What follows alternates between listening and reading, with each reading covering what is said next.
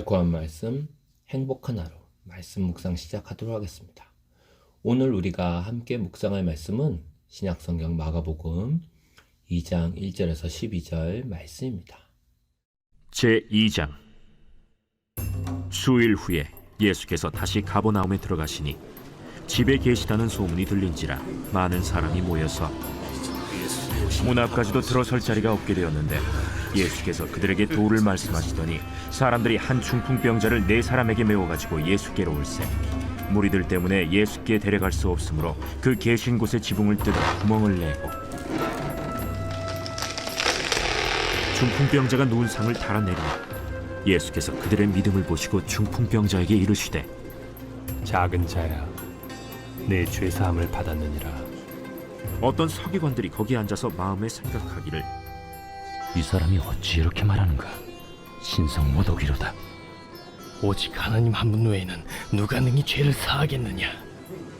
그들이 속으로 이렇게 생각하는 줄을 예수께서 곧 중심에 아시고 어찌하여 이것을 마음에 생각하느냐? 중풍병자에게 네 죄사함을 받았느니라 하는 말과 일어나 네 상을 가지고 걸어가라 하는 말 중에서 어느 것이 쉽겠느냐? 그러나 인자가 땅에서 죄를 사하는 권세가 있는 줄을 너희로 알게 하려 하노라. 하시고 중풍병자에게 말씀하시되 내가 네게 이르노니 일어나 네 상을 가지고 집으로 가라. 그가 일어나 곧 상을 가지고 모든 사람 앞에서 나가거늘 그들이 다 놀라 하나님께 영광을 돌리며 우리가 이런 일을 도무지 보지 못하였다.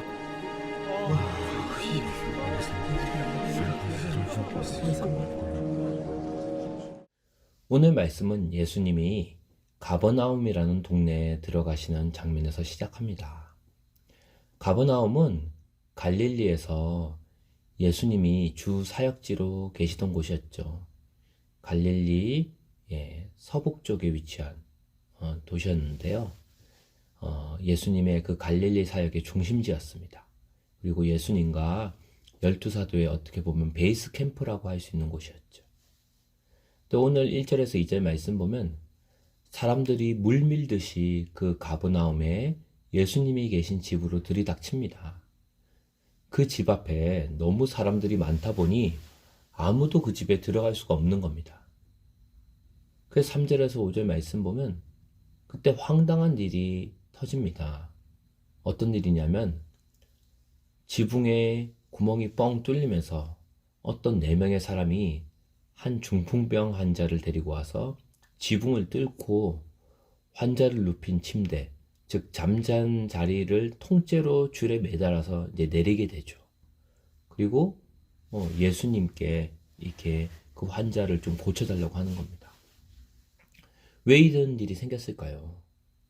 그 당시에 예수님이라는 분이 계신데 모든 병을 다 고칠 수 있는 분이라는 거예요. 선지자라고 합니다. 또 어떤 일은 메시아라고 하고 심지어는 하나님의 아들이라고 하는 소문도 있습니다. 그런데 그 예수님이 마침 가버나움에 오신 거예요. 근데 사람들이 너무 많습니다. 그 집 앞에 사람들이 너무 많아서 몸을 못 움직이는 중풍병자가 그 많은 사람과 인파를 뚫고 예수님께 나아갈 수가 없는 거예요. 그러자 그 중풍병자의 친구들이 예수님이 계신 집의 지붕을 뚫고 그 중풍병 환자가 누워있는 침대 잠자리 째로 예수님 앞에 내린 거죠. 그때 예수님은 그들의 믿음을 보시고 중풍병 환자에게 너의 죄가 용서받았다 라고 선언을 하십니다. 그들은 아마 중풍병자와 친구들 모두를 가리킬 수 있는 말이죠. 근데 6절에서 8절 말씀 보면 그때 예수님 주변에 있던 율법 학자들에게는 예수님의 이 말씀이 신성모독으로 들렸습니다. 어떤 말씀? 너의 죄가 용서받았다는 거죠. 근데 왜 그걸 신성모독으로 생각할까요? 그 당시에 죄를 사해준다는 건 오로지 신만이, 즉 하나님만이 할 수 있는 권세였어요. 그런데 예수님이 자기 입으로 너의 죄가 용서받았다고 하니까 이건 예수님이 자신을 하나님과 동일시하는 말이었기 때문입니다. 그래서 신성모독이라고 외치는 거죠. 감히 사람 주제에 자기가 하나님처럼 죄를 사한다고 말하다니 신성모독이라는 겁니다. 그래서 9에서 12절 보면 예수님은 그들의 속마음을 아셨어요. 인자, 즉 예수님 자신에게 죄를 용서하는 권세가 있다는 것을 알려주시기 위해서 예수님이 이제 뭐라고 말씀하시냐면 그 중풍병 환자에게 너의 자리를 걷어서 집으로 가라 라고 다시 명령하셨습니다. 그러자 중풍병 환자가 사람들 앞에서 일어나 자기의 자리를 걷어서 걸어 나갔습니다. 사람들은 이걸 보고 깜짝 놀라서 하나님을 찬양하게 되죠. 자, 그럼 보겠습니다. 죄를 용서하는 권세와 중풍병을 치료하는 권세 중에 어느 게 더 큰 권세일까요? 당연히 하나님만이 하실 수 있는 죄를 용서하는 권세가 더 큰 권세죠. 하지만 이 권세는 눈에 보이지 않습니다. 그냥 말로만 너의 죄가 용서받았어 라고 할 수 있을 뿐이죠. 하지만 사람들에게 가시적으로 눈에 보이는 권세는 움직일 수 없는 중풍병자를 낫게 하는 권세가 더 크게 보이는 거예요. 일반 사람들에게는. 그래서 예수님이 중풍병자를 고치심으로 자신이 사람의 몸만 고치는 게 아니라 죄도 사할 수 있는 권세를 가진 분이라는 걸 보여주기 위해 의도적으로 사람들 앞에서 중풍병자의 병을 치료하시면서 너의 죄가 용서받았다고 말씀하신 거죠.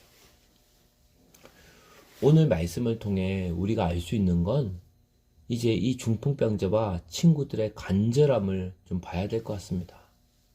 주님은 그들의 간절한 믿음을 보시고 중풍병 환자를 치유하시죠. 그들은 중풍병 환자를 메어오는 수고를 마다하지 않았고 또 지붕을 뜯고 환자를 달아내리는 모험을 감행했습니다. 사실 성경에는 혈루병 앓는 여인처럼 키 작은 삭개오처럼 나병 환자처럼 예수님을 만날 수만 있다면 자존심도 내려놓고 창피함도 내려놓고 돈도 내려놓고 어떤 수단과 방법을 써서라도 어떻게든 주님께 나아가고자 하는 그런 간절함과 목마름이 주님께 고침받고 구원받는 사람들에게 공통적으로 있었어요. 바라기는 우리 역시 그들과 마찬가지로 간절함과 목마름으로 주님을 불러야 하고 또 전심으로 찾아야 하고 주님께 나아가길 원합니다.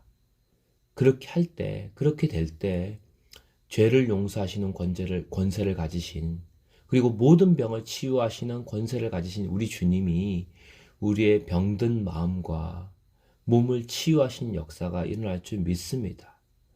오늘도 그런 치유의 역사, 구원의 역사, 죄사함의 역사가 일어나는 하루 또 한 주 되길 원하오니 하나님 역사하여 주시옵소서. 함께 기도하는 시간 가지도록 하겠습니다.